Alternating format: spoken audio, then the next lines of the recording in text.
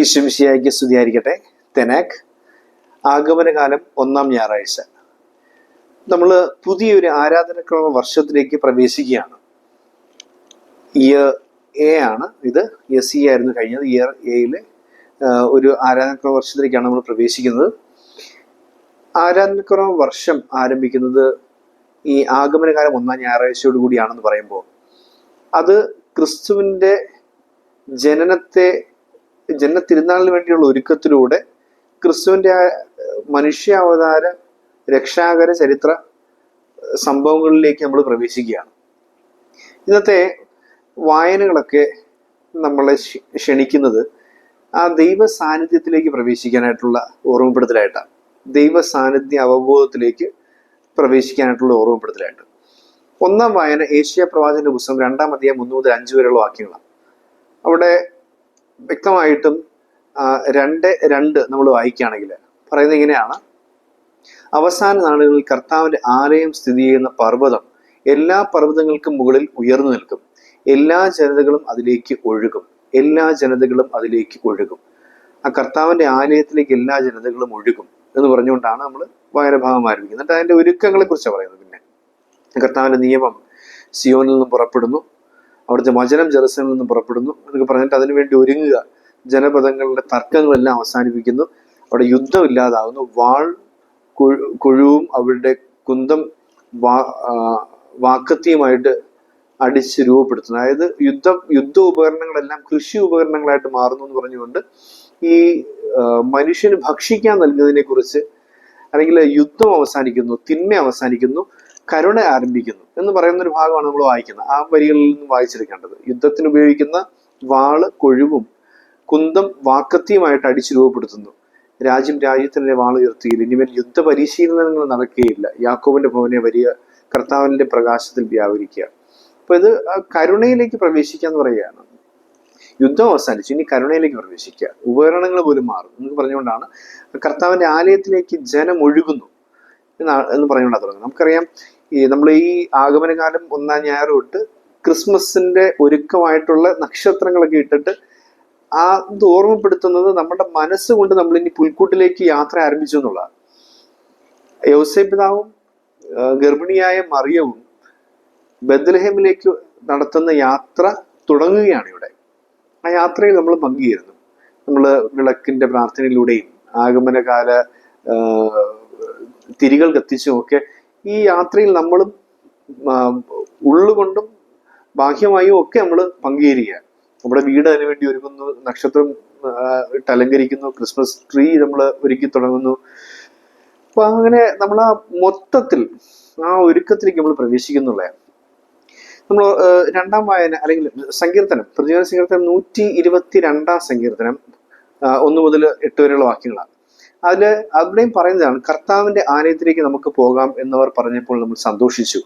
അതാണ് 122-ാമത്തെ സങ്കീർത്തനം 1-ാം വാക്യം. 2-ാം വാക്യം ഇങ്ങനെയാണ്: ഇതാ ഞങ്ങൾ നിന്റെ കവാടത്തിങ്കിൽ എത്തിയിരിക്കുന്നു. ആ യാത്ര തുടങ്ങി. അത്ര ദൈർഘ്യമേറിയ യാത്രയല്ല, നമ്മൾ കർത്താവിന്റെ ആലയത്തിലേക്ക് പോവുകയാണ്. കർത്താവിന്റെ ആലയത്തിലേക്ക് പോകുന്നു എന്നുള്ള ആ യാത്രയാണ് ഈ പ്രതിവാര സങ്കീർത്തനം നമ്മൾ വായിക്കുന്നത്. ഇനി 2-ാം വായനയിൽ റോമാക്കാർക്ക് എഴുതിയ 13-ാം അധ്യായം 11 മുതൽ 14 വരെയുള്ള വാക്യം നമ്മൾ വായിക്കുന്നത് ഇങ്ങനെയാണ്: സഹോദരരെ, നിദ്ര വിട്ട് ഉണരേണ്ട മണിക്കൂറാണല്ലോ ഇത്. ഒരുങ്ങിയിരിക്കുക എന്നുള്ളതാണ്. രക്ഷത ഇങ്ങനെ പടിവാതിക്കൽ എത്തിയിരിക്കുന്നു. രാത്രി കഴിയാറായി, പകൽ സമീപിച്ചിരിക്കുന്നു. ആകയാൽ അന്ധകാരത്തിന്റെ പ്രവർത്തികൾ പരിത്യജിച്ച് പ്രകാശത്തിന്റെ ആയുധങ്ങൾ ധരിക്കാം. നമ്മൾ അഗസ്റ്റീനോസിന്റെ മാനസാന്തരത്തിന് കാരണമായ തിരുവചനമായിരുന്നു ഈ ഭാഗം നമ്മൾ വായിക്കുന്നത്. പകലിന് യോജിച്ച വിധം നമുക്ക് പെരുമാറാം. സുഖലോലുപത മദ്യലഹരിയിലും അവിഹിത വീഴ്ചകളിലും വിശ്വാസക്തിയിലോ കലഹങ്ങളിലോ അസൂയയിലോ വ്യാപരിക്കരുത്. പ്രത്യേക കർത്താവായ യേശു ക്രിസ്തുവിനെ ധരിക്കുവാൻ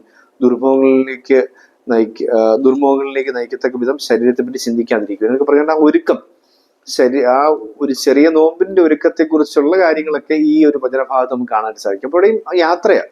നിദ്ര വിട്ടുണർന്ന് യാത്ര തുടങ്ങി. നമ്മൾ ആ തദൈവസരവിന്ദച്ചന്റെ അഞ്ജനം എന്ന് പറയുന്ന മ്യൂസിക് ആൽബത്തിനകത്ത് വയലിൻ ജേക്കബ് സംഗീതം നൽകിയ കെസ്റ്റർ ആലോചിച്ചൊരു മനോഹരമായ ഗാനമുണ്ട്. ബെത്ലഹേമിലെ ആ പുൽത്തൊഴുത്തിത ഉണ്ണിയേശുവിൻ തിരുജന്മഗേഹമായി വരിക മയക്കമുണർന്ന് വിളക്ക് തെളിച്ച് പോയിടാം എന്ന് പറഞ്ഞൊരു വരിയുണ്ട്. വരിക മയക്കമുണർന്ന് വിളക്ക് തെളിച്ച് പോയിടാം എന്ന് പറഞ്ഞൊരു മനോഹരമായ ഒരു പാട്ടാണ്. ബെത്ലഹേമിലെ ഒരു പുൽത്തൊഴുത്തിതാ ഉണ്ണിയേശുവിൻ തിരുജന്മഗേഹമായി വരിക മയക്കമുണർന്നു വിളക്കു തെളിച്ചു പോയിടാം എന്ന് പറഞ്ഞ് മനോഹരമായൊരു ക്രിസ്മസ് ഒരുക്ക ഗാനമാണ്. ക്രിസ്മസിന്റെ ഒരുക്കം അത് ഈ വചനഭാഗങ്ങളിലെല്ലാം ഒന്നാം വായനയിലും പ്രതിദിന സ്വീകരണത്തിനും രണ്ടാം വായനയിലൊക്കെ നമുക്ക് ഈ ഉറക്കമുണർന്ന് കർത്താവിന്റെ ആലയത്തിലേക്ക് പോകാം. അവിടെ യുദ്ധമില്ല, ഇനി കരുണയാണ് നമ്മൾ അവിടെ നിന്ന് കൈപ്പറ്റേണ്ടതെന്നൊക്കെ പറഞ്ഞുകൊണ്ട് ഉള്ള വചനഭാഗം നമ്മൾ വായിക്കുന്നത്. നമ്മൾ സുവിശേഷത്തിലേക്ക് വരുമ്പോൾ മത്തായിയുടെ സുവിശേഷം 24-ാം അധ്യായം 37 മുതൽ 44 വരെയുള്ള വാക്യങ്ങളാണ്. ഇവിടെ ഇങ്ങനെ ഈശോ ഒരു കാര്യം ഓർമ്മിപ്പിക്കുക. നോഹയുടെ ദിവസങ്ങളിലെ പോലെ ആയിരിക്കും മനുഷ്യപുത്രന്റെ ആഗമനവും. ജലപ്രളയത്തിൽ മുമ്പുള്ള ദിവസങ്ങളിൽ നോഹയുടെ പെട്ടകത്തിൽ പ്രവേശിച്ച ദിവസം വരെ അവർ തിന്നും കുടിച്ചും വിവാഹം ചെയ്തു കൊടുത്തും കഴിഞ്ഞു പോരുന്നു. അവരിങ്ങനെ ഈ ഭൂമിയിൽ ഉള്ള ആഘോഷങ്ങളും ഈ ഭൂമിയിലുള്ള ആവശ്യങ്ങളും മാത്രമായിരുന്നു അവരുടെ തലയിൽ. അവരതിൻ്റെ പുറകെ ഓടിക്കൊണ്ടിരിക്കുകയായിരുന്നു. പക്ഷെ നോഹയുടെ പേടകത്തിനകത്തേക്ക് പ്രവേശിച്ചവർ കുറച്ചുകൂടി വ്യത്യസ്തമായ ചിന്തയുണ്ടായിരുന്ന ആളുകളാണ്. അവര് ഇവിടെ ഈ ഭൂമിയെ കുറിച്ചല്ല ചിന്തിക്കുന്നത്. അവര് കുറച്ചുകൂടി കർത്താവിന്റെ നീതിയെക്കുറിച്ചും കർത്താവിന്റെ കരുണയെക്കുറിച്ചും ഒക്കെ ചിന്തയുണ്ടായിരുന്നവരാണ് നോഹയുടെ പേടകത്തിനകത്തേക്ക് പ്രവേശിക്കുന്നവര്. ഇപ്പൊ നോഹയുടെ പേടകം ലക്ഷ്യം വെച്ചുള്ള യാത്ര, ആ തിന്മയിൽ നിന്ന് അകന്നുള്ള യാത്ര, ഇതാണ് ഈശോ നമ്മളെ ഓർമ്മിപ്പിക്കുന്നത്. എന്നിട്ട് തിന്മയിൽ നിന്ന് ഒഴിഞ്ഞ് ജീവിക്കുന്നൊക്കെ പറഞ്ഞ ഭാഗങ്ങളാണ് ഈശോയും സംസാരിക്കുന്നത്. ഇപ്പൊ ഇവിടെ എല്ലാം ഈ നോഹയുടെ പേടകം യഥാർത്ഥത്തിൽ ആ ദേവാലയത്തിന്റെ പ്രതീകമാണ്. എക്ലേസിയ എന്ന് പറയുന്ന ഒരു പുസ്തകത്തിനകത്ത് ഞാൻ ഓരോ അധ്യായങ്ങൾ, ഓരോ നോഹയുടെ പേടകം ദേവാലയമാണ്, അല്ലെങ്കിൽ മോശകണ്ഠം ഉൾപ്പെടർപ്പ് ആ ഒരു ദേവാലയമായിരുന്നു, അങ്ങനെ പറഞ്ഞുകൊണ്ടൊരു ഒരു പുസ്തകമുണ്ട്. അതിനകത്ത് ഇങ്ങനെ കൃത്യമായിട്ടും ഈ നോഹ എന്ന വാക്കിന്റെ അർത്ഥം തന്നെ റെസ്റ്റ് എന്നാണ്. Rest with me. ഈ ദേവാലയം നമ്മൾ ക്ഷണിക്കുകയാണ് കർത്താവിനൊപ്പം വിശ്രമിക്കാനൊക്കെ ആയിട്ട്. ഈ വായന ഭാഗങ്ങളിലെല്ലാം തന്നെ യാത്രയെ കുറിച്ചാണ് പറയുന്നത്. രണ്ട് പുസ്തകം ഞാനിങ്ങനെ കുറച്ച് ഒന്ന് രണ്ട് വർഷങ്ങൾക്ക് മുമ്പ് എഴുതിയ പുസ്തകമാണ് ജിംഗിൾ ബെൽസ് എന്ന് പറഞ്ഞ പുസ്തകം. ഈ പുസ്തകത്തിന്റെ പിന്നിലായിട്ട് ഞാനൊരു പ്രാർത്ഥന ചേർത്തിട്ടുണ്ടായിരുന്നു. ക്രിസ്മസ് നൊവേന എന്നാണ് ഈ പ്രാർത്ഥന പേര്. ക്രിസ്മസ് നൊവേന ഒരു കുഞ്ഞു പ്രാർത്ഥനയാണ്. നമുക്ക് ഇംഗ്ലീഷിലുള്ള പ്രാർത്ഥനയാണ്, അതിങ്ങനെ ട്രാൻസ്ലേറ്റ് ചെയ്ത് ഈ പുസ്തകത്തിൽ ഉൾക്കൊള്ളിച്ചാണെന്ന്. ഈ ക്രിസ്മസ് നൊവേന അതായത് പരമ്പരാഗതമായിട്ട് അയർലൻഡിൽ നിന്ന് തുടങ്ങിയതാണിത്. ഇത് പരമ്പരാഗതമായിട്ട് അന്ത്രയോസിന്റെ തിരുനാള്, അതായത് നവംബർ 30-ാം തീയതി മുതൽ ഡിസംബർ 24-ാം തീയതി വരെ ചൊല്ലാനുള്ള പ്രാർത്ഥനയാണ്. ഈ കുഞ്ഞു പ്രാർത്ഥന സത്യത്തിൽ അവരുടെ ഒരു ട്രഡീഷൻ അനുസരിച്ചാണെങ്കിൽ ഒരു ദിവസം 15 പ്രാവശ്യം ഈ പ്രാർത്ഥന വരണം. അതായത് 5 പ്രാവശ്യം രാവിലെ, 5 പ്രാവശ്യം ഉച്ചയ്ക്ക്, 5 പ്രാവശ്യം വൈകിട്ടായിട്ട് ചെറിയ പ്രാർത്ഥന. ഇത് ചൊല്ലി പ്രാർത്ഥിക്കുന്ന ഏതൊരു ആവശ്യവും കർത്താവ് പൂർത്തീകരിച്ചു തരും, ക്രിസ്മസോടുകൂടി നമുക്ക് നടക്കും എന്നാണ് വിശ്വാസം. ചെറിയൊരു മനോഹരമായ പ്രാർത്ഥന. അപ്പൊ ഈ പ്രാർത്ഥന നമ്മൾ ഓർക്കേണ്ട ഒരു കാര്യം, അന്ത്രയോസിന്റെ തിരുനാളാണ്. ഈ അന്ത്രയോസ് എന്ന് പറയുന്ന ഒരു രക്തസാക്ഷിയാണ്, പത്രോസിന്റെ സഹോദരനാണ്, ആദ്യ ശിഷ്യനാണ്. ഇത് പ്രോട്ടോക്ലേത്തോസ് എന്നൊക്കെ പറയാം, ആദ്യ ശിഷ്യനാണ്. ഇത് ആന്ത്രയ എന്ന വാക്കിന്റെ അർത്ഥം മനുഷ്യൻ എന്നാണ്. മനുഷ്യത്വമുള്ളവൻ, മനുഷ്യഗുണമുള്ളവൻ, പൗരുഷമുള്ളവൻ എന്നൊക്കെയാണ് ആ വാക്കിന്റെ അർത്ഥം. ആന്ത്രപ്പോസ് എന്ന് പറയുന്ന വാക്കിന്റെ അർത്ഥം. ഈ ഒരു പ്രത്യേകതയുള്ളത്, അന്ത്രയോസിനെ നമ്മൾ സുവിശേഷത്തിൽ കാണുന്ന വളരെ പ്രധാനപ്പെട്ട ഒരു സംഭവം എന്ന് പറയപ്പെടുന്നത് യോഹന്നാന്റെ സുവിശേഷം 6-ാം അധ്യായം 9-ാം വാക്യത്തിൽ നമ്മൾ കാണുന്ന ഒരു കാര്യമുണ്ട്. അന്ത്രയോസ് ആണ് ഈ കർത്താവിന്റെ അടുത്ത് വന്ന് 5000 പേർക്ക് വേണ്ടി 5 അപ്പം ഉണ്ട് എന്ന് അറിയിക്കുന്ന അപ്പോസ്തലൻ. അന്ത്രയോസ് അങ്ങനെ ഇടപെടൽ നടത്തുന്നുണ്ട്. ഇവർക്ക് ഭക്ഷിക്കാൻ എവിടെ നിന്ന് ഭക്ഷണം വാങ്ങിക്കും, എന്ത് കൊടുക്കും എന്നൊക്കെ പറഞ്ഞിങ്ങനെ ഇരിക്കുന്ന സമയത്ത് അന്ത്രയോസ് പറയുന്നുണ്ട്, ഇവിടെ ഒരു ബാലന്റെ കയ്യിൽ 5 അപ്പം ഉണ്ട്, പക്ഷെ അതുകൊണ്ട് എന്താകുമെന്ന് അറിയില്ല എന്ന് പറഞ്ഞുകൊണ്ട് അന്ത്രയോസ് വന്ന് ഈശോയെ അറിയിക്കുന്ന ഒരു കാര്യമുണ്ട്. അപ്പൊ അതായത് അപ്പമുണ്ടെന്ന് അറിയിച്ച അപ്പോസ്തലനാണ് അന്ത്രയോസ്. ഇത് വ്യക്തമായിട്ടും നമുക്ക് ക്രിസ്മസുമായിട്ട് കണക്റ്റഡ് ആണ്. കാരണം ക്രിസ്മസ് നടക്കേണ്ട ഇടം എന്ന് പറയുന്നത് ബെത്ലഹേം ഹൗസ് ഓഫ് ബ്രെഡ് ആണ്, അപ്പത്തിന്റെ വീടാണ്. അപ്പത്തിന്റെ വീടിൽ ജീവന്റെ അപ്പം ജനിക്കുമ്പോൾ അതിനുവേണ്ടിയുള്ള ഒരുക്കങ്ങൾ തുടങ്ങുവാനായിട്ട് ഈ ദിവസം നവംബർ 30 എന്ന് പറയപ്പെടുന്ന അന്ത്രയോസ് അപ്പോസ്തലന്റെ തിരുനാൾ മുതൽ ചൊല്ലേണ്ട ഒരു പ്രാർത്ഥന പോലും സഭയിൽ പരമ്പരാഗതമായിട്ടുണ്ട്. നമ്മൾ ഓർക്കേണ്ട കാര്യം എന്ന് വെച്ച് കഴിഞ്ഞാൽ, ഈ പ്രാർത്ഥന നമ്മൾ ചൊല്ലി ഒരുങ്ങി ചെയ്യുമ്പോൾ, ഈ തിരുനാൾ തൊട്ടൊക്കെ വരുമ്പോൾ നമ്മൾ ഓർക്കേണ്ട ഒരു കാര്യം, ജീവന്റെ അപ്പത്തെ സ്വീകരിക്കാൻ ബെത്ലഹേം ഒരുങ്ങിയതുപോലെ ഞാൻ ഒരുങ്ങിയിട്ടുണ്ട്. അതിന് ഒരു നമ്മുടെ ജീവിതം നമ്മുടെ ജീവിതം, നമ്മുടെ അവസ്ഥ ഒരു കാലിത്തൊഴുത്തിൻ്റെതായിരിക്കാം. പക്ഷേ യൗസേപ്പ് പിതാവിന്റെ സ്നേഹത്തോട്, മറിയത്തിന്റെ സ്നേഹത്തോടുകൂടി അതിനെ നമ്മൾ ഈശോയെ സ്വീകരിക്കാൻ വേണ്ടി ഒരുങ്ങിയിട്ടുണ്ടാവും. ജീവന്റെ അപ്പത്തെ നമ്മൾ ഒരുക്കത്തോട് സ്വീകരിക്കുന്നുണ്ട്. അപ്പം നമ്മൾ ഈ ഭൗതികമായിട്ടുള്ള എക്സ്റ്റേണൽ ആയിട്ടുള്ള ഒരുപാട് ഒരുക്കങ്ങൾ നമ്മൾ ഇന്ന് തൊട്ടും കൊണ്ട് നടത്തും. നമ്മൾ ക്രിസ്മസിന് വേണ്ടിയുള്ള ഒരുക്കങ്ങൾ, ക്രിസ്മസിന് വേണ്ടിയുള്ള അലങ്കാരങ്ങൾ, ക്രിസ്മസിന് വേണ്ടിയുള്ള ആഘോഷങ്ങളുമായി ബന്ധപ്പെട്ട ഭക്ഷണത്തിന്റെയോ അല്ലെങ്കിൽ വസ്ത്രത്തിനെയോ ഒക്കെ നമ്മൾ അങ്ങനെ പലതും ചിന്തിക്കും. പക്ഷെ ആഗമനകാലം തുടങ്ങുമ്പോഴേ ഒരു കുമ്പസാരം നടത്തി നമ്മൾ അത്യാവശ്യം നമ്മുടെ ജീവിതത്തെ മലിനമാക്കിക്കൊണ്ടിരുന്ന പല കാര്യങ്ങളും ഉണ്ടായിരിക്കാം.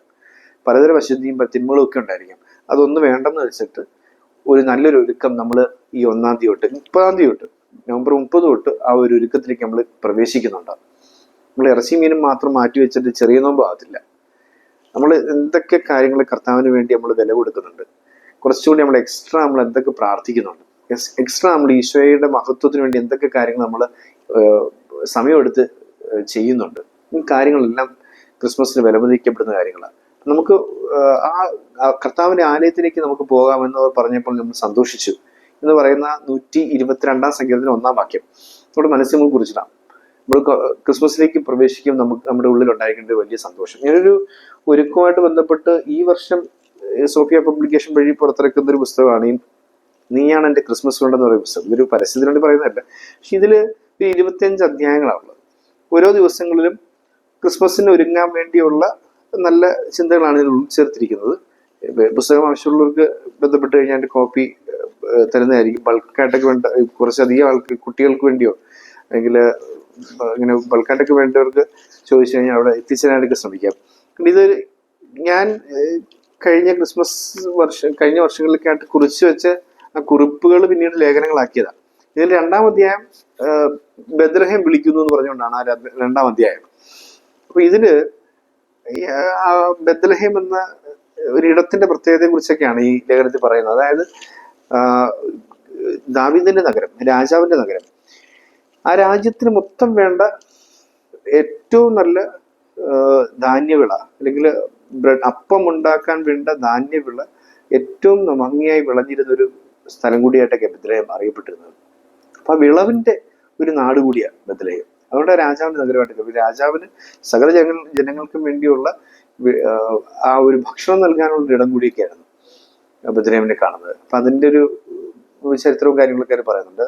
നമ്മൾ ഓർക്കേണ്ട ഒരു കാര്യം, നമ്മൾ ഈ കർത്താവിന്റെ കൃപകളുടെ സമൃദ്ധി നിറഞ്ഞ ഒരു ദിവസത്തിലേക്കും ഒരിടത്തിലേക്കും ഒക്കെ നമ്മൾ യാത്ര തുടങ്ങുകയാണ്.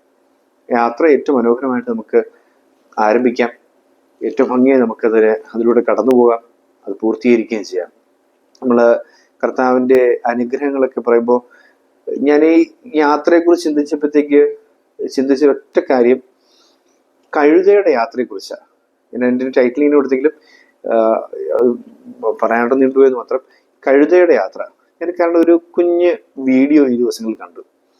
അപ്പോഴേ ഒരു കാര്യം ശ്രദ്ധിക്കുന്നത്, ഈ ഒരു കഴുതയുടെ വീഡിയോ, ഒരു കഴുത ഇങ്ങനെ കൊണ്ടുവരുന്നു, അതിൻ്റെ ഒരുപാട് ഭാരം കയറ്റിക്കൊണ്ടുവരുന്നു, അതിന് ചുമക്കാൻ പറ്റാത്ത ഭാരം, അത് നിലത്ത് വീഴുന്നു, അതിനെ പൊക്കിക്കൊണ്ട് വീണ്ടും കൊണ്ടുവരുന്നു. അങ്ങനെ അതിൻ്റെ ഉടമസ്ഥൻ ആ കഴുതയെ പരമാവധി ദ്രോഹിക്കുകയാണ്. എന്നിട്ട് ഈ കഴുതയെ കൊണ്ടുവന്ന് എൻ്റെ അടുത്ത് കെട്ടിയിടുന്നു. കഴുതയ്ക്ക് വേണ്ട ഭക്ഷണം വെച്ചിരിക്കുന്നത് മറ്റൊരു ജീവി ഒന്ന് തിന്നിട്ട് പോകുമ്പോൾ കഴുതയ്ക്കൊന്നും ചെയ്യാൻ പറ്റുന്നില്ല. കഴുതയെ കെട്ടിയിട്ടിരിക്കുകയാണ്, മറ്റു ഭക്ഷണമൊന്നുമില്ല, വിശന്ന് നിൽക്കുന്ന കഴുത. ആ രാത്രിയുടെ അമങ്ങളിൽ കൂട്ടി വെച്ചിരുന്ന ധാന്യത്തിന്റെ ചാക്കുകെട്ടുകൾക്കിടയിലൂടെ ഒരു പാമ്പിഴഞ്ഞു വന്ന് ഈ കഴുതയെ ആക്രമിക്കാൻ ശ്രമിക്കുമ്പോൾ കഴുത കുതറി മാറുന്നുണ്ട്. കുതറി മാറുന്ന വഴിക്ക് ആ ധാന്യത്തിന്റെ ഒരു ചാക്കിൽ ചെന്ന് തട്ടിയിട്ട് അതെല്ലാം നിലത്തേക്ക് വീഴുന്നു. അതിൽ കുപിതനാകുന്ന ആ ഉടമസ്ഥൻ വീണ്ടും വന്ന് ഈ കഴുതയെ ദ്രോഹിക്കുന്നുണ്ട്, മർദ്ദിക്കുന്നുണ്ട് വളരെ രൂക്ഷമായിട്ട്. ഇതിനെ വിശന്ന് വലഞ്ഞ് അടികൊണ്ട് മറ്റൊരു ജീവിയുടെ അക്രമം ഭയന്ന് ഒക്കെ വേദനിച്ച് നിൽക്കുന്ന ഒരു കഴുത. പക്ഷെ അടുത്ത ദിവസം രാവിലെ ഒരു മരപ്പണിക്കാരനും അയാളുടെ പൂർണ്ണ ഗർഭിണിയായ ഭാര്യയും കൂടെ ആ വ്യാപാരിയുടെ അരികിൽ വരുന്നുണ്ട്. അവർക്കൊരു യാത്ര പോകേണ്ടതുണ്ട്. ഈ യാത്രയ്ക്കൊരു കഴുത ആവശ്യമുണ്ട്. നല്ല പണം കൊടുത്ത് ആ മരപ്പണിക്കാരൻ, ജോസഫാണ്, കഴുതയെ വാങ്ങിക്കുന്നു. വാങ്ങിച്ചു കഴിയുമ്പോൾ അയാളുടെ പൂർണ്ണ ഗർഭിണിയായ ഭാര്യ വന്ന് ഈ കഴുതയുടെ ശിരസ് പിടിച്ചിങ്ങനെ അതിനെ ചേർത്ത് പിടിക്കുന്ന ഒരു രംഗമുണ്ട്. ഭയങ്കര ടച്ചിങ് ആണ് അത്. കാരണം നമ്മൾ അത്രയും നേരം കഴുത അനുഭവിക്കുന്ന ദുരിതങ്ങൾ കണ്ടിട്ട് ആ കഴുത ഇപ്പോൾ ഒരു യാത്ര പോകാൻ പോവുകയാണ്. ആ കഴുതയെ ഈ മരപ്പണിക്കാരൻ ജോസഫും ഭാര്യ മറിയവും കൂടെ വാങ്ങിച്ചു. കഴുത സന്തോഷത്തോടെ ഗർഭിണിയായ മറിയത്തെ ചുമന്നുകൊണ്ട് യാത്ര ആരംഭിക്കുകയാണ്. നേറ്റിവിറ്റി യാത്ര. നേറ്റിവിറ്റി സ്റ്റോറി എന്ന് പറയുന്ന സിനിമയിൽ ഇതിന്റെ ബാക്കി ഭാഗം നമുക്ക് ഇതിന്റെ കണക്ട് ചെയ്യാൻ പറ്റുന്ന രംഗങ്ങളുണ്ട്. രണ്ട് പ്രസന്റേഷൻസ് ആണ്. നേറ്റിവിറ്റി സ്റ്റോറിയിൽ ഈ കഴുത ഇതിന്റെ ഇങ്ങനെ സകല ദുരിതങ്ങളിലൂടെയും കടന്നു പോകുന്നുണ്ട്. മറിയത്തെ ഒന്നും അറിയിക്കാതെ കടന്നു പോകുന്ന ആ യാത്ര നമ്മൾ കാണുന്നുണ്ട്. ബെത്ലഹേമിലെത്തുന്നു. നമ്മുടെ ആ ബെത്ലഹേമിൽ എത്തുന്നവരെയുള്ള യാത്ര ഇങ്ങനെ ഒരു പുഴ മുറിച്ച് കിടക്കുന്ന രംഗമുണ്ട്. പുഴ മുറിച്ച് കിടക്കുമ്പോഴത്തേക്ക് അതിന്റെ ആ മറ്റ് ജീവികളുടെ അക്രമങ്ങൾ അതിനകത്തുനിന്നും കഴുത രക്ഷിക്കുന്നുണ്ട്. ഇതുമായിട്ട് ബന്ധപ്പെട്ട് ഔസേപ്പിതാവിന്റെ ഒരു കഥ പറഞ്ഞപ്പോഴത്തേക്ക് അത് ആ നേറ്റിവിറ്റി സ്റ്റോറിയിൽ രംഗം നമ്മൾ കാണുന്നുണ്ട്. ഇങ്ങനെ ഒരു ഔസേപ്പിതാവിന്റെ സഞ്ചിയിൽ ഒരു ബ്രെഡ് മാത്രമേ ബാക്കി, ഒരു റൊട്ടി കഷ്ണം മാത്രമേ ബാക്കിയുള്ളൂ. അതിങ്ങനെ പകുത്തിട്ട് പകുതി മറിയത്തിന് കൊടുത്തിട്ട് പകുതി യോസഫ് കഴിക്കുന്ന രീതിയിൽ പതുക്കെ നടന്നു വന്ന് ഈ കഴുതയ്ക്ക് ഭക്ഷണമായിട്ട് കൊടുക്കുകയാണ്. കാരണം ഈ കഴുത അത്രയും നമ്മളെ കെയർ ചെയ്യുന്നുണ്ട്. തിരിച്ച കെയറിങ് ഔസേപ്പിതാവ് കഴുതയ്ക്ക് കൊടുക്കുന്നത്. നീതിമാനായ ജോസഫിന്റെ കെയറിങ് നമ്മൾ കാണുന്നുണ്ട്. അങ്ങനെ അവസാനം ഇത് എത്തുന്ന ഒരു പ്രോട്ടോ ഇവാഞ്ചലിസ്റ്റ് സെയിന്റ് ജെയിംസ് എന്നൊക്കെ പറയുന്ന അപ്പോക്രിഫൽ പുസ്തകത്തില്, അപ്രമാണിക ഗ്രന്ഥത്തിനകത്ത്, അതായത് യാക്കോബിന്റെ സുവിശേഷം എന്ന് പറയുന്ന അപ്രമാണിക ഗ്രന്ഥത്തിനകത്ത് നമ്മൾ ഈ കഴുതയുടെ കഥയായിട്ട് ബന്ധപ്പെട്ട് അതിന്റെ ഒരു ട്രഡീഷനൊക്കെ നമ്മൾ വായിക്കുന്നുണ്ട്. അത് പിന്നീട് അങ്ങോട്ട് നമ്മുടെ ഈ കഴുത ഈജിപ്തിലേക്കുള്ള പലായനത്തിൽ സഹായിക്കുന്ന കാര്യങ്ങൾ നമ്മൾ വായിക്കുന്നുണ്ട്. പിന്നെ നസ്രത്തിൽ അവരോടൊപ്പം തിരികെ എത്തിയെന്ന് വായിക്കുന്നുണ്ട്. അത് ആ കഴുത യേശുവിനൊപ്പം വളർന്നതിനെ കുറിച്ച് വായിക്കുന്നുണ്ട്. യേശുവിൻ്റെ ഒപ്പം ജീവിച്ചതിനെ കുറിച്ച്. ഇപ്പം കഴുതയുടെ ലൈഫ് സ്പാനൊക്കെ 30-50 വർഷം വരെയൊക്കെ നീളാമെന്നൊക്കെയാണ് പറയുന്നത്. അപ്പോൾ പിന്നീട് ജെറുസലേമിലേക്കുള്ള രാജകീയ പ്രവേശനം ഈശോയ്ക്ക് ആവശ്യമായിട്ട് വരുമ്പോൾ ഈശോ ശിഷ്യന്മാരോട് പറയുന്നുണ്ട്, പോയി ഒരു കഴുത നിൽക്കുന്നത് കാണും, അതിൻ്റെ ഉടമസ്ഥന് ആവശ്യമുണ്ടെന്ന് പറഞ്ഞിട്ട് അഴിച്ചുകൊണ്ട് വരിക. കഴുതയും കഴുതക്കുട്ടിയും കാണും, അതിൻ്റെ കുട്ടികളെ കുറിച്ച് കൂടി പറയുന്നുണ്ട്. ആ കഴുത അഴിച്ചുകൊണ്ട് വരുന്നുണ്ട്. ആ കഴുതയുടെ പുറത്ത് കയറി ഈശോ പിന്നെ ഒരു യാത്ര പോകുന്നു. രാജകീയമായ ജെറുസലേം പ്രവേശനം നടത്തുന്നു. അങ്ങനെ ഈ കഴുത പുറത്ത് കയറി ഈശോ പോകുമ്പോഴത്തേക്ക് ഇവരെ സ്വീകരിക്കാൻ വേണ്ടി വഴിയിൽ വസ്ത്രം വിരിച്ച് ഇസ്രായേൽ ജനത ഇങ്ങനെ കാത്തു നിൽക്കുന്നു. ജൈവിളികളോടുകൂടി, ഹോസാന ജൈവിളികളോടുകൂടി യേശുവിനെ എതിരേൽക്കുന്നു. ആ കഴുത ഇങ്ങനെ നീങ്ങി യേശുവിനെ ജെറുസലേമിൽ കൊണ്ടുവരുന്നു. അവിടെ രാജകീയമായ യേശു പ്രവേശിക്കുന്നു. പിന്നെ ബാക്കി നമ്മൾ ബൈബിളിൽ വായിക്കുന്നില്ല. ട്രഡീഷൻസ് പറയുന്നതനുസരിച്ച് ഈശോയുടെ പിന്നങ്ങോട്ട് നടക്കുന്ന ഈശോയുടെ ആ മരണം, ഈശോയുടെ കാൽവരി യാത്രയിലും ഈ കഴുത പുറകെ പോയെന്നാണ് പറയപ്പെടുന്നത്. കഴുത പുറകെ പോയെന്നും ആ കുരിശന്റെ മുമ്പിൽ ചെന്നിട്ട് തൻ്റെ യജമാനൻ മരിക്കുമ്പോൾ അത് കാണാൻ പറ്റാതെ ആ ഉള്ള് നൊന്തിട്ട് ഈ കഴുത പുറംതിരിഞ്ഞു നിന്നു. ആ കുരിശ് മരണം കാണാൻ പറ്റാതെ ആ കുരിശ് ഈശോയ്ക്ക് കൊണ്ട് ചുമക്കാൻ പറ്റിയില്ലല്ലോ എന്ന വിഷമത്തോടുകൂടി പുറംതിരിഞ്ഞു നിന്നു. അപ്പോൾ ഈ കുരിശിന്റെ ഒരു നിഴല് ഈ കഴുതയുടെ പുറത്ത് വീണെന്നും, ഈ കഴുതയുടെ പുറത്തൊരു കുരിശടയാളത്തിന്റെ ചിത്രം അല്ലെങ്കിൽ ആ ഒരു കുരിശ് അടയാളത്തിന്റെ രീതിയിൽ കഴുതയുടെ പുറത്തായ ചിത്രം വീണെന്നും ഒരു പാരമ്പര്യ കഥയുണ്ട്.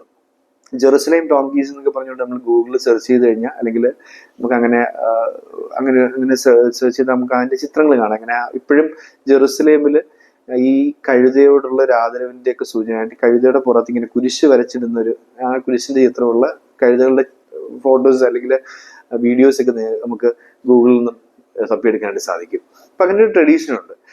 ആ ഈശോയുടെ ജീവിതത്തിൽ ഉടനീളം കൂട്ടുപോയൊരു കഴുതയെ കുറിച്ച്, ആ കഴുതയ്ക്ക് കിട്ടുന്ന റെസ്പെക്റ്റിനെ കുറിച്ച് നമ്മൾ ചിന്തിക്കുന്നത്. സക്കറിയ 9:9 ഈ കഴുതയും കഴുതക്കുട്ടിയുടെയും പുറത്തായിട്ട് അവൻ എഴുന്നള്ളും എന്നൊക്കെ പറയുന്ന പ്രവചനം കിടക്കുന്നതായിട്ട് നമുക്ക് വായിക്കാനായിട്ട് സാധിക്കുക. ഈ കഴുതയുടെ യാത്ര ആരംഭിക്കുക, പറഞ്ഞ് അവസാനിപ്പിക്കുക ഒറ്റ കാര്യമുള്ളൂ. ഈ കഴുത വേറെ ആരുമല്ല, നമ്മൾ തന്നെ. നമ്മളാവണം ഈ കഴുത. നമ്മൾക്ക് പലപ്പോഴും നമ്മൾ പലയിടത്തും കഴുതയായി മാറാറുണ്ട്. നമ്മളിങ്ങനെ കർത്താവിൻ്റെ മൂല്യങ്ങൾക്ക് വേണ്ടി നിലവിളിക്കുന്നൊരു കഴുതയായി നമ്മൾ മാറും. കർത്താവിൻ്റെ മൂല്യങ്ങൾക്ക് വേണ്ടി കലഹിക്കുന്നൊരു കഴുതയായി നമ്മൾ മാറും. അപ്പം നമ്മൾ വിലകെട്ടവനാ. ചിലപ്പോൾ നമ്മളായിരിക്കുന്ന ഇടത്ത് നമ്മൾ വിലകെട്ടവനാ. നമ്മളായിരിക്കുന്ന സ്ഥാപനത്തിൽ നമ്മൾ വിലകെട്ടവനായിരിക്കും. നമ്മളായിരിക്കുന്ന ഇടവയിൽ നമ്മൾ വിലകെട്ടവനായിരിക്കും. നമ്മളായിരിക്കുന്ന സംഘടനയിൽ നമ്മൾ വിലകെട്ടവനായിരിക്കും. കത്തോലിക്ക സഭയ്ക്കകത്ത് നമ്മളൊരു കഴുതയായിരിക്കും. പക്ഷെ കർത്താവിൻ്റെ കഴുതയുടെ യാത്ര ആരംഭിക്കുക. അങ്ങനെ നമ്മൾ ഇതിനെക്കുറിച്ച് ചിന്തിക്കേണ്ടത്. നമ്മൾ ഓരോരുത്തരും കർത്താവിന്റെ കഴുതയാണെന്നുള്ളൊരു ബോധ്യം ഉണ്ടായിരിക്കട്ടെ. ആ യൗസേപ്പ് പിതാവും മറിയവും നമ്മളെ സ്നേഹത്തോട് ചേർത്ത് പിടിക്കുന്നുണ്ട്. മറിയ പൂർണ്ണ ഗർഭിണിയായ മറിയത്തെ ചുമക്കുന്ന കഴുതയാണ് നമ്മൾ. ബെത്ലഹേം യാത്രയിൽ ബെത്ലഹേമിലേക്ക് യാത്ര പോകുന്ന കഴുതയാണ് നമ്മൾ. ആ തിന്മയുടെ ശക്തികളിൽ നിന്നും ഒഴിഞ്ഞു മാറി ഈജിപ്തിലേക്ക് പലായനം ചെയ്യാൻ സഹായിക്കുന്ന കഴുതയാണ് നമ്മൾ. അല്ലെങ്കിൽ അങ്ങനെ യാത്ര ചെയ്യേണ്ട കഴുതയാണ് നമ്മൾ. നസ്രത്തിൽ ഈശോയോടൊപ്പം വളരേണ്ട കഴുതയാണ് നമ്മൾ. ആ രാജകീയ ജെറുസലേം പ്രവേശനത്തിലേക്ക് ഈശോയെ പുറത്തിരുത്തിക്കൊണ്ട് ആ ജൈവിളികൾ ഏറ്റുവാങ്ങി ഓശാന പാടുന്ന ജനത്തിനിടയിലൂടെ യാത്ര ചെയ്യുന്ന കഴുതയാണ് നമ്മൾ. കുരിശിന്റെ വഴിയിൽ ക്രിസ്തുവിന് കൂട്ടുപോകുന്ന കഴുതയാണ് നമ്മൾ. അവന്റെ മരണം കാണാൻ പറ്റാതെ ചങ്ക് തകർന്ന് തിരിഞ്ഞു നിൽക്കുമ്പോൾ ചുമലിൽ കുരിശടയാളം ഏറ്റുവാങ്ങിയ, കുരിശിന്റെ നിഴൽ ഏറ്റുവാങ്ങിയ കഴുതയാണ് നമ്മൾ. നമ്മള് ക്രിസ്തുവിന്റെ കഴുതയാകുന്ന നമ്മുടെ ആ പ്രാർത്ഥന യാത്ര ഇന്ന് നമുക്ക് ആരംഭിക്കാം. നമുക്ക് ബെത്ലഹേമിലേക്ക് യാത്ര പോകാം. വരിക, മയക്കമുണർന്ന് വിളക്ക് തെളിച്ച് പോയിടാം ബെത്ലഹേമിലേക്ക്. ക്രിസ്തുവാകുന്ന നമുക്കിങ്ങനെ ചിന്തിക്കാം. ആ നേറ്റിവിറ്റി യാത്ര, ആ ബെത്ലഹേം യാത്ര ആരംഭിക്കുകയാണല്ലോ. ആ ബെത്ലഹേം യാത്രയിൽ മറിയത്തിനോടും യൗസേപ്പ് പിതാവിനോടും മറിയത്തിന്റെ ഉദരത്തിലിരിക്കുന്ന യേശുവിനോടുമൊപ്പം യാത്ര ചെയ്യുന്ന കഴുതയാണെന്ന ബോധ്യത്തോടുകൂടി നമുക്ക് ക്രിസ്മസിലേക്ക് നടന്നു നീങ്ങാം. ഉണ്ണിമിശിഹായുടെ ജനനത്തിനും ക്രിസ്തുവിന്റെ മഹത്വമേറിയ മരണത്തിനുമൊക്കെ സാക്ഷിയാകുന്ന കഴുതയുടെ ആ കഴുത പോയ വഴിയിലൂടെ നമുക്ക് യാത്ര ചെയ്യാനുള്ള കൃപയ്ക്കായി പ്രാർത്ഥിക്കാം. ചുരുക്കത്തിൽ ക്രിസ്തുവിന് കൂട്ടുപോകുന്ന വ്യക്തികളായി നമ്മളെ രൂപപ്പെടുത്തണമേ എന്ന് നമുക്ക് പ്രാർത്ഥിക്കാം. അതിന് ഈ ആഗമനകാലം മാത്രമല്ല, തിരുപ്പിറവിക്കാലം മാത്രമല്ല, ഈ ഒരു പുതിയ ആരാധനക്രമ വർഷം മുഴുവൻ നമുക്ക് പ്രയോജനപ്പെടുന്നതിനുള്ള കൃപയ്ക്കായി പ്രാർത്ഥിച്ച് നമുക്ക് പുതിയ ആരാധനക്രമ വർഷത്തിലേക്കും ആഗമനകാലത്തിലേക്കും പ്രവേശിക്കാം. ദൈവം നമ്മെ അനുഗ്രഹിക്കട്ടെ.